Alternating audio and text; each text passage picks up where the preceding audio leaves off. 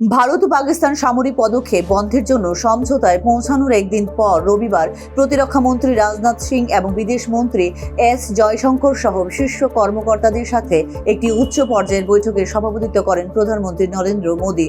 জাতীয় নিরাপত্তা উপদেষ্টা অজিত ডোভাল, প্রতিরক্ষা বাহিনী প্রধান জেনারেল অনিল চৌহান এবং তিন বাহিনীর প্রধানই উপস্থিত ছিলেন বৈঠকে।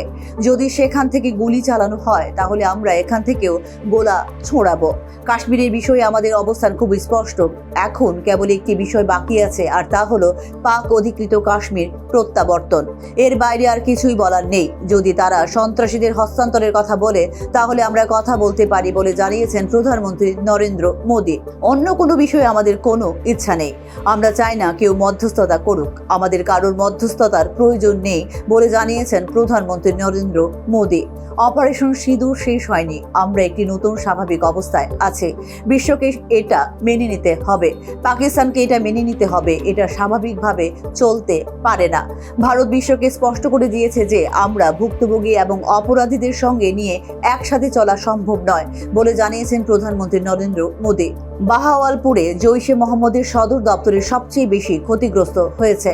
জৈশে মোহাম্মদ ISI তৈরি করেছে।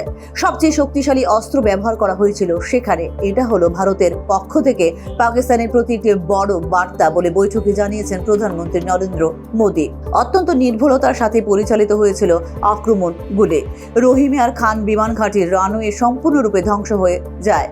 চাকলালায় অবস্থিত পাকিস্তান বিমান বাহিনীর ঘাঁটি নূর খানও ক্ষতিগ্রস্ত হয় মারাত্মকভাবে। প্রতিটি ধাপে পাকিস্তানের পরিস্থিতি আরও খারাপ হতে থাকে। যুদ্ধের প্রতিটি রাউন্ডে ভারতের কাছে পরাজিত হয়েছে তারা, জানিয়েছেন প্রধানমন্ত্রী নরেন্দ্র মোদী। অপারেশন সিঁদুর 40 জন পাকিস্তানি সেনা অফিসার নিহত হয়েছে বলে রবিবার সাংবাদিক সম্মেলনে জানিয়েছে ভারতীয় সেনা। এছাড়া কান্দাহার হাইজ্যাকিং এবং পুলওয়ামা হামলায় জড়িত 3 জন সন্ত্রাসী সহ 100 জনেরও বেশি জঙ্গি নিহত হয়েছে অপারেশন সিঁদুর বলে জানিয়েছে ভারতীয় সেনা। Bureau report, news now.